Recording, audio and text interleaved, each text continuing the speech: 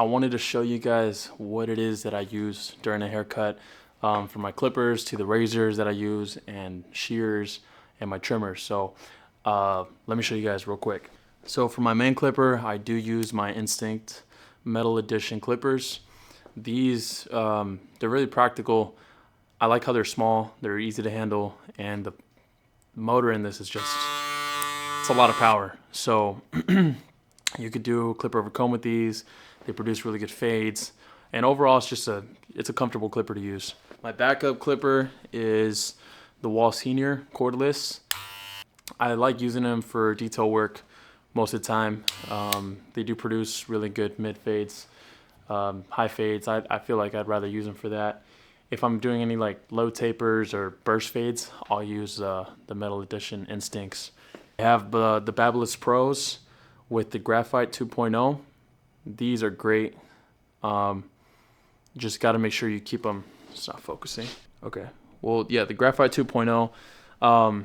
That's the blade that you want. When it comes to the DLC, for some reason, not even when I zero gap the DLC ones, I don't feel like they're hitting as good. The Graphite 2.0, this is what they use on the new Babyliss trimmers. They come like that stock. So I think that, they had a lot of feedback on that, so they just started adding it by default. So yeah, if you're gonna get these and they don't come with the Graphite 2.0, I highly recommend those. And for my full shavers, the FX3s, they're great power. Of course, just switch out the blade every once in a while. I've had these for probably roughly 2 months now. I cut all day every day with these, and they're still hitting good. I'd say probably change them maybe, like every 2 months, every 2 or 3 months, depending how much you're cutting. So, yeah. Okay, yeah. So these prime blades, these are good. I like these. Just feel high quality, I don't feel like I have to change my blade out as much. If I'm doing a face shave or anything like that, I will use 2 to 3 blades on that just to keep the skin from irritating, especially around the neck area. Mustache area for sure, and then like the chin area. Just make sure you're swapping out blade. For my blade holder, level 3. Can't go wrong with these. What is up, YouTube? I am back here today with another haircut tutorial. Today I'm going to be walking you guys through the way I do mid skin fades.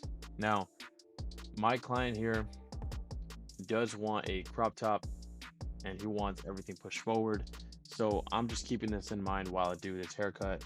Now, without any further ado, let's get started. So here, first of all, I'm debulking my sides with a number 3 guard. I start off with my number 3 guard all the way open, just to play it safe, just to make sure that this is the length that I actually want. Now, later on, if I want to go shorter, I can always go shorter. I can close that number 3 guard and pretty much do the same process that I'm doing now that you guys see me doing.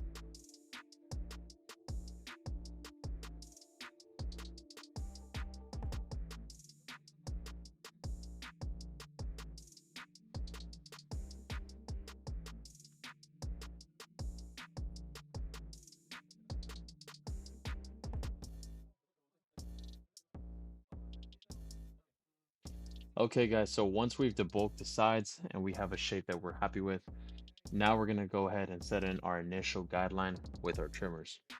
So the way that I start my mid-fade guidelines is I place this guideline right above the arch of the eyebrow. As you can see, it lines up. And we follow this guideline all the way around. My client wants not too much of a drop, right? He wanted more so of a straight across guideline. But pro tip as a barber, even if your clients ask you that, try to keep it just below the occipital bone. Trust me, unless they're very insistent on having that specific haircut, most of the time, clients don't know that it doesn't look good, right? So you need to show them, that the shape that they're asking for isn't ideal, right? It's not going to give them a good silhouette. So as you can see here, I drop my line directly below that occipital bone. You can see it curve a little bit in the back. So taking this guideline all the way around the head, making sure it's even. So that's step number one after the debulk.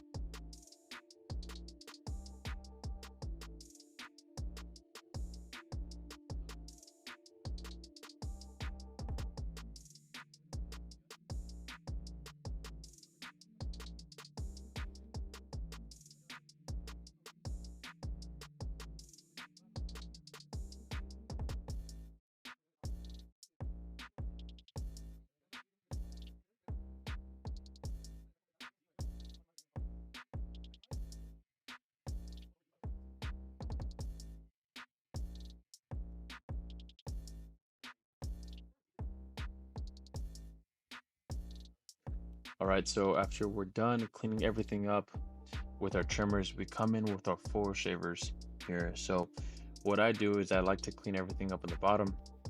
And once I'm about to hit that trimmer line, I like to leave about a centimeter's width between the skin line and that trimmer line.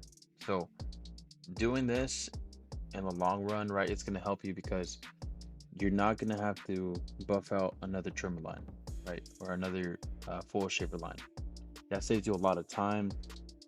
Um, it helps with the haircut too at the end. This is how you get that nice blurry effect, right? That's all, everything looks smoothly transitioned. So just go ahead and pay attention to see how far up right here I get to the trimmer line while still leaving a gap.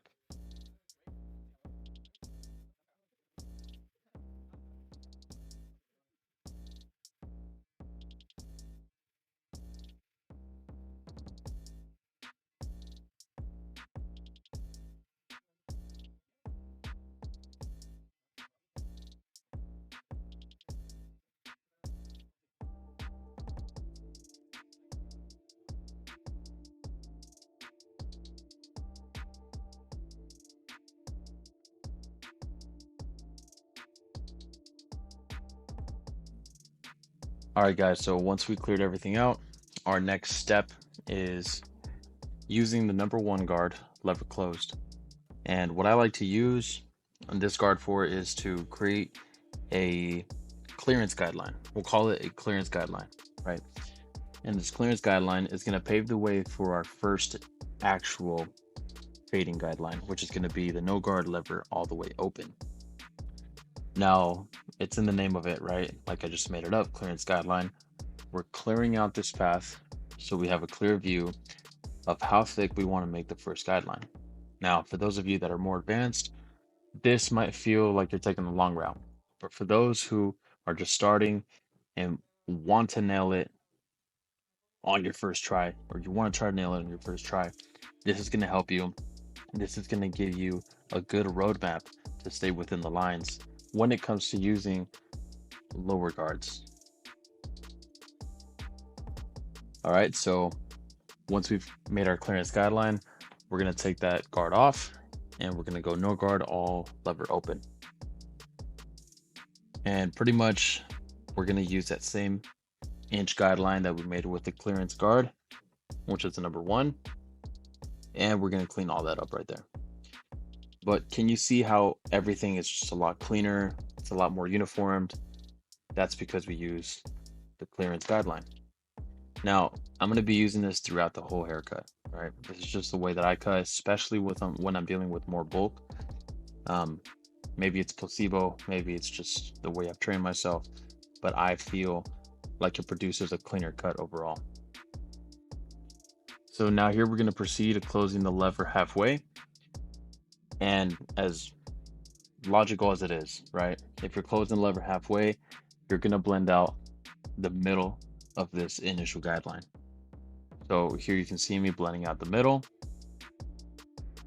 And when you guys are doing this, I want you guys to pay attention to the teeth of the clipper, right? Don't look at the guard blade. Look at the teeth of the clipper. That's how you ensure precision in what you're fading, right? So right now our main target is the middle part of this guideline, right? So now once we do that, we close the lever as you just saw, and we bump out that bottom line. Again, it's very logical. So first you had it open, right? You set the initial guideline. Then once we close the lever halfway, we attack the middle part of that guideline, right? Once we go around the head, attack that, we want to close our lever all the way. And as you can see here, we're bumping out the last bottom line. And look how smoothly that transitions. Pay attention to the flick out motions as well. It's very, very important. So I like to just go guideline by guideline, blending out everything smoothly as I go, right? This way I don't have to guess, come back, guess what guard I used in a specific area. I just know exactly what I used. All right, guys, once that guideline is blended completely, we're gonna move on to step number 2, which is throwing that number 1 guard right back on there, lever all the way open, and we're setting another clearance guideline. Again, another clearance guideline. So you already know what this is for. I'm clearing out the way for the next guideline. I want to have a clean, uniform transition, and it all starts with clean guidelines. So for me, this is how I approach it.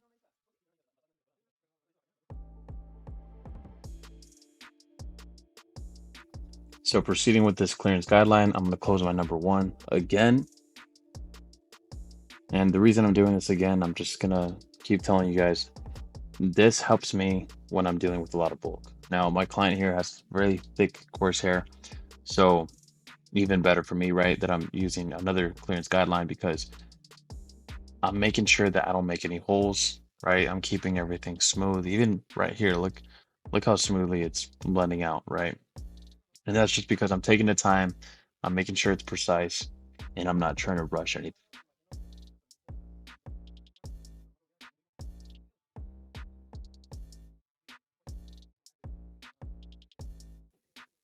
So now here I'm ready to move on to my 0 guard lever halfway.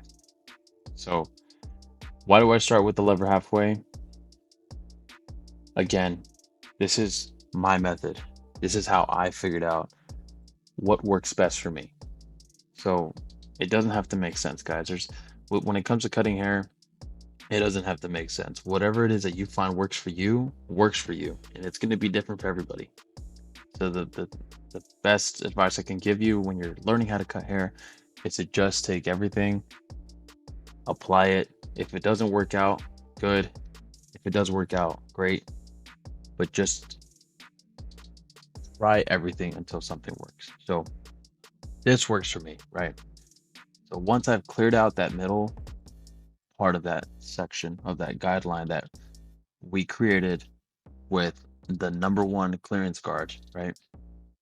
We go in with the 0 halfway closed. Again, after that, we close our lever completely and we bump out that bottom line. So if you're paying attention through this video, you can see that we're using the same process to fade out every single guideline. Every single guideline has the same width, which is about 1 inch.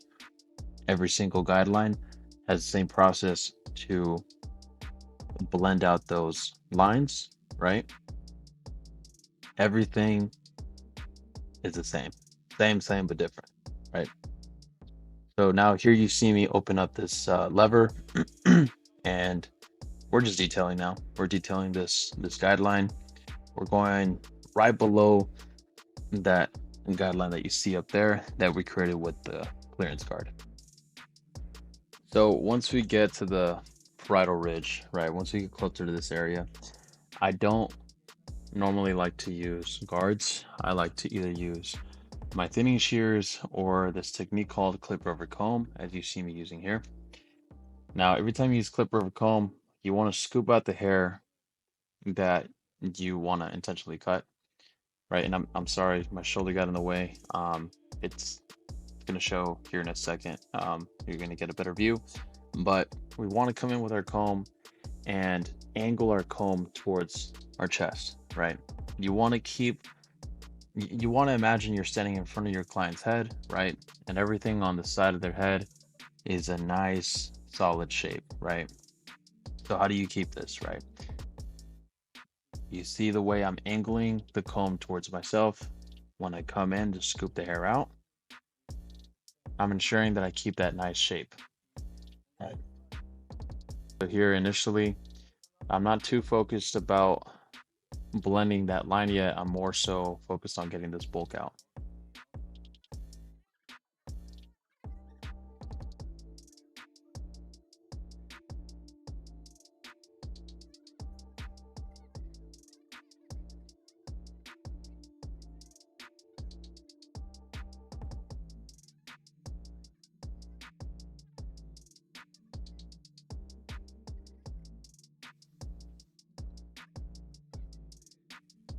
All right, once I've taken care of most of the bulk, now I can focus on taking that harsh line out. So right here, I'm just gonna use the same technique, right? I'm scooping the hair and I'm angling the comb towards myself, and I'm getting the hair that I want to bump out.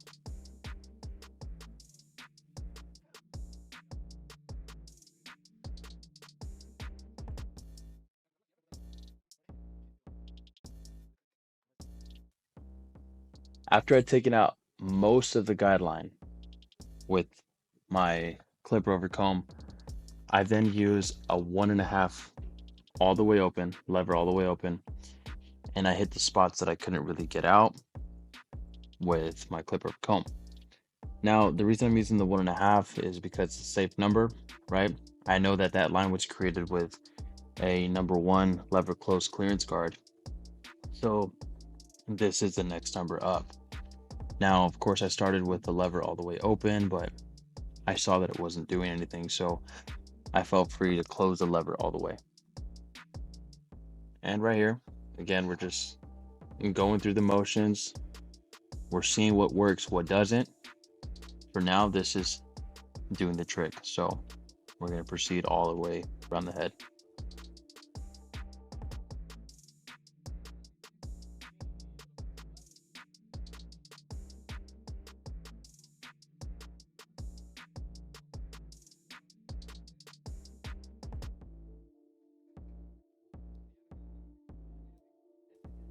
All right, here we go again with the number 1 lever open. Now we're just detailing, guys. Now see, you'll always know that I'm detailing once I start using my corners. So here I'm strictly using my corners. I'm going against the grain, I'm going with the grain. I'm brushing in and out. I'm just trying to get those last details right. Look how crispy that looks, guys. Flawless. If you follow these steps, you really can't mess it up. It's foolproof. I guarantee it. I was teaching this technique at barber school. A few of my friends, they tried this technique. Their haircuts went from 1 to 7, if we're putting it on that scale. I'm not going to say 1 to 10, right? Because there's certain things that you need to master in this technique to get it right. But 1 to 7, first time using it is not bad, right? And I saw it myself. It was great to see the transition, the upgrade from what they were doing before. And, you know, they were able to tell me that this technique, this method is straightforward, it's easy to use, and it works on almost any haircut that you do. All right, so as you can see, now I'm just hitting the sideburns or the side boxes really lightly. I'm not going to push it back at all, right? I'm just lining it up where it exists already. A lot of people do the mistake, and I know that a lineup is essentially a pushback, but don't take it too literally, right? It shouldn't be pushed back that much. Once you've created this crispy line with your trimmers, you can come in with your razor you can clean it up and you can make it look 1,000 times better. But for now, this will do.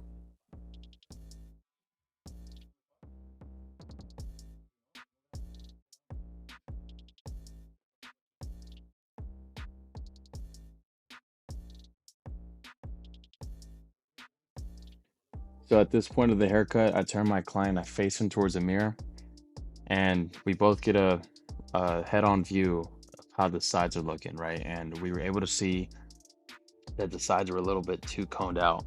So if this is the case, I'll just come right back with my clipper of a comb and we'll tuck in the sides a little bit further. Now, some clients do like that cone out shape, so constantly face them towards the mirror, ask them what they think, ask them to be honest with you. A lot of clients are not going to be honest with you because they're afraid to hurt your feelings, right? You'll get the rare ones or twos that will just tell you straight up right off the bat, but a lot of them, they're going to be too nice. They don't want to hurt your feelings. They're not going to say anything. And if that's the case and you mess them up, they're not going to come back to you, right? So it's up to you to make them tell you the truth. So whenever, you have to be intuitive as well. You have to pick up on how your client's feeling, if they're liking the cut, if they're not liking the cut, read their body language, right? If even the conversations that they're having with you, if they don't seem as engaged as they were in the beginning, they might have seen something in their haircut that they disliked. And now they're just thinking about it like, oh man, is this guy gonna tell me if I like that? Is this guy gonna, blend that line out? What is this guy doing? And now they're distracted. They're not as engaged with you anymore. And it's probably because of that. They came here for one thing, right? They came here for a fresh cut. They came here to look good. That's what they want to get, right? Everything on the side is bonus, right? If you make them laugh, that's bonus. If you do the hot towel, the steam, bonus. What they're really here for is precision, is a good haircut. So,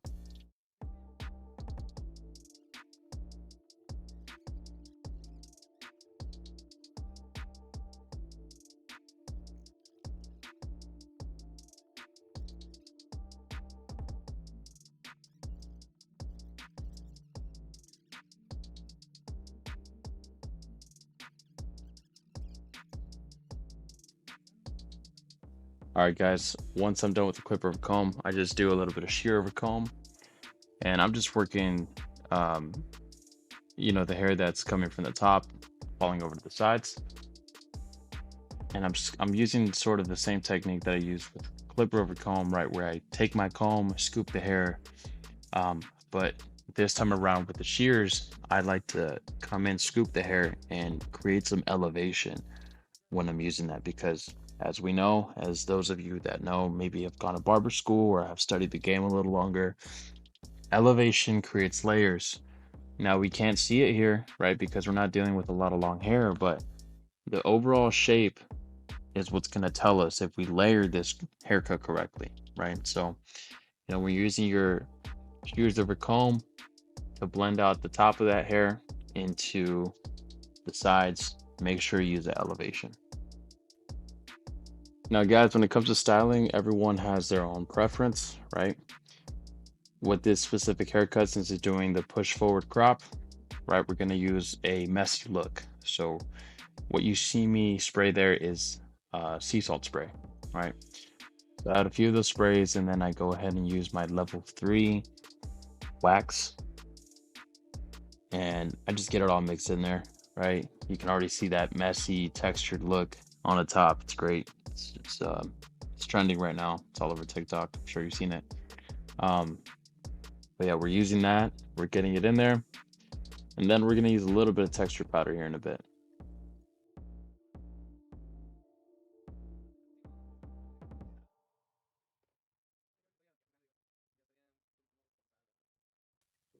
All right, here we go with the texture powder. Um, I sprinkle some on there and then I mix it in. This essentially gives you more of a dry finish, right? It gives it a little bit more volume.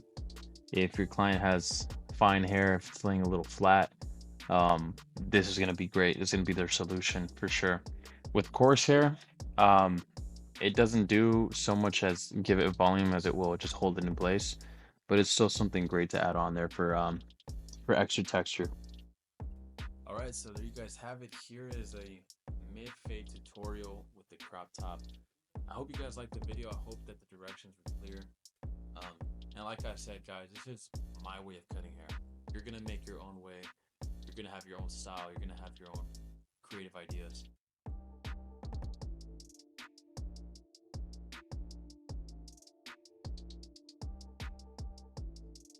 All right, guys, I hope you enjoyed that tutorial.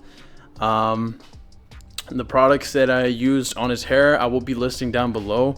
And I do have a link for you guys for level 3. It's 10% off any and all items that you will buy on level 3 on the website. So go ahead and click that link below, order your stuff. It's great. Here, I'll show you guys. I used the texture powder, and then in the beginning a little bit of sea salt spray, just a little bit, maybe like 1 or 2 sprays, and then we have the molding texture here. It's a matte finish, so it's a matte putty right here. So those 3 products, it just makes for a great textured hairstyle. And like I said, yeah, it's down below in the link. Go ahead and click that. Go ahead and go shop. You get 10% off all the items. Okay, so I think last video I didn't have the focus on all the way. So let me just, okay, that's defocused. So now it's focused on me. Everything in the back, it's defocused. So we'll switch it again so you guys can see the difference. So everything in the back is clear. Now it takes the focus off of me. Let's go back to just blurring out the back. There we go. Now it's focused back on me. I think I like that a lot better. Hopefully that makes all the difference in the haircut tutorial itself too. Like I said, just when you guys do watch this video, please leave feedback. I want to know how I can bring you guys better content, and trust me, you're not gonna hurt my feelings. So just let me know in the comments below. Thank you.